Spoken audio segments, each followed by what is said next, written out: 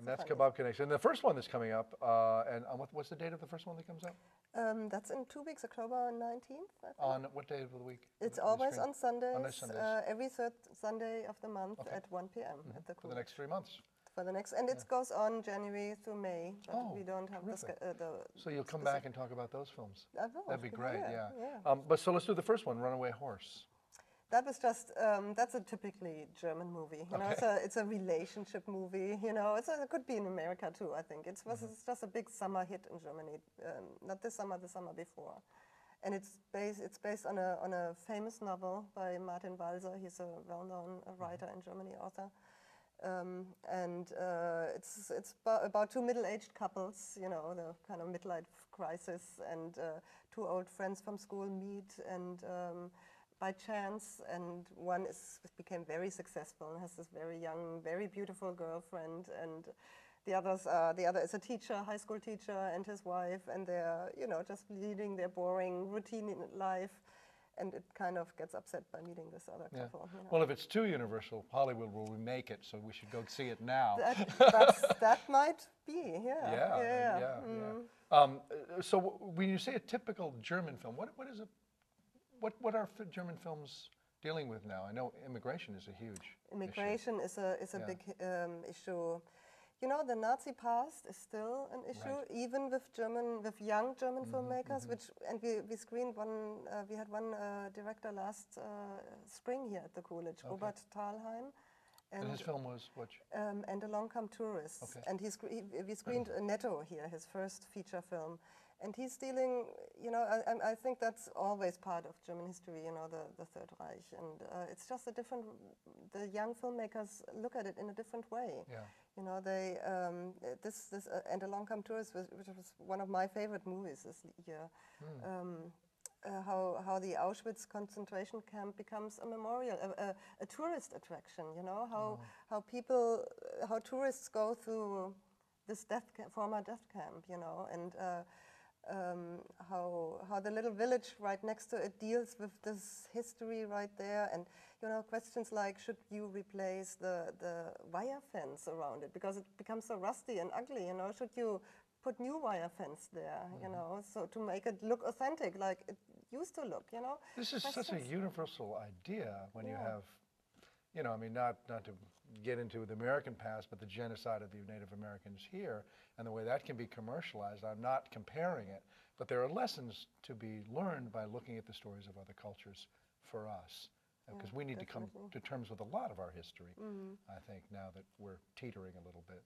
The empire is soft, as they say.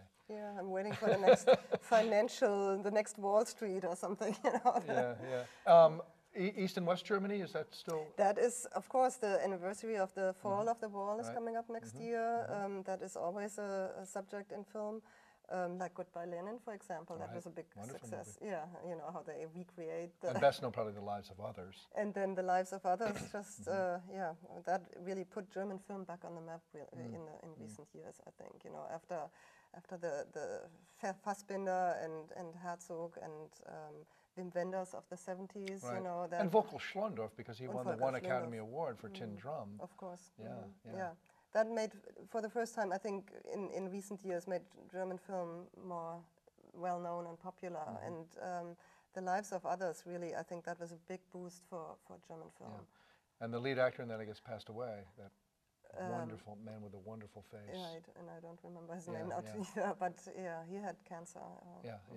But and I guess his background was very much like the movie, as I had read in his obituary. It was an extraordinary life that he led. And his wife spied on him or something. Yes, his wife spied on him. Who was always also an actress. Yeah. Yeah, really amazing. So I think we're talking about what does it take to get Americans to go to these films. I love the idea that we're getting more comfortable with subtitles, because that's the objection I always hear, and I think that's really unfortunate. But you're still having that challenge of programming the thousands of films you have. These are 3 of them. How do you filter out these 3? How on earth do you decide on these 3?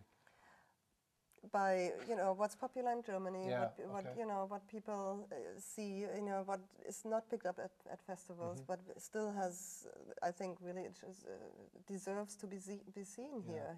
That people wouldn't see otherwise. And you need more venues as well. And we are always, we don't screen films at the Goethe-Institute. We don't have the equipment there. People don't come there to see movies. So we work with venues like the Coolidge. This is such a great, to have the series is such a wonderful thing for us. It's good that it's happening in the fall too, because it goes all year round. From October through May.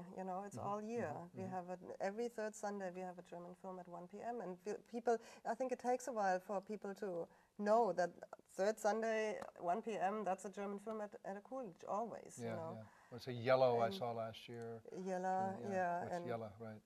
Yellow was, and 4 minutes was amazing. I don't know if you've seen that about this. Can't get here every Sunday. It's I hard. know, yeah. Well, which gets me to maybe a last question, which is, if you do miss them, how do you see these films? Are you lost forever? Because I'm so curious, and when I have one chance, and your family wants to go on a picnic and they go, Tim, don't go to the movies again, please. What do you do?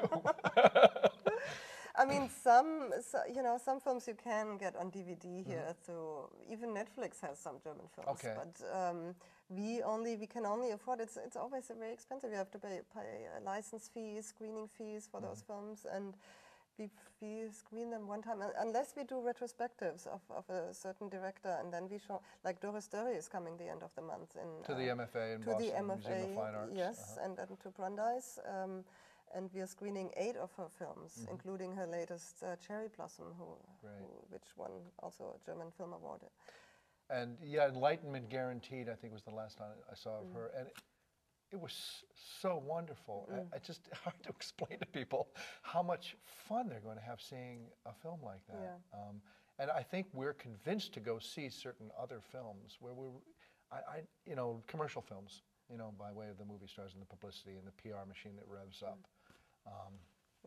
Whereas you see something like a great Doris Dörrie film.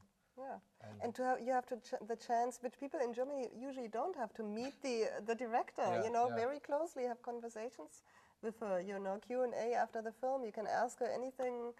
I think it's a great she'll be there, opportunity. She'll be here, She'll introduce the films. Wow, great. 3 of them, Cherry Blossoms, which is really an amazing film. And she has a sort of Eastern Buddhist the Zen weave Buddhism, that she's been bringing to her films lately. Also, How to Cook Your Life. How to Cook Your Life, that's the last one I saw. Wonderful, yes, that's right. They're all dealing with this, Enlightenment Guaranteed. Also Cherry Blossom, they're all, Japan, Buddhism. She's very fascinated with the this. Buddhist chef and How to Cook Your Life. Right. I don't even know what to tell people why they should see these movies, because there's just something like nothing you see here at all. Yeah, well, that's the chance. That's their only chance to see them. All right, so let's do this again when the next season comes up. Definitely. Thanks for inviting me. Oh yeah, well, thank you very much. So we'll see you Sunday at the Coolidge.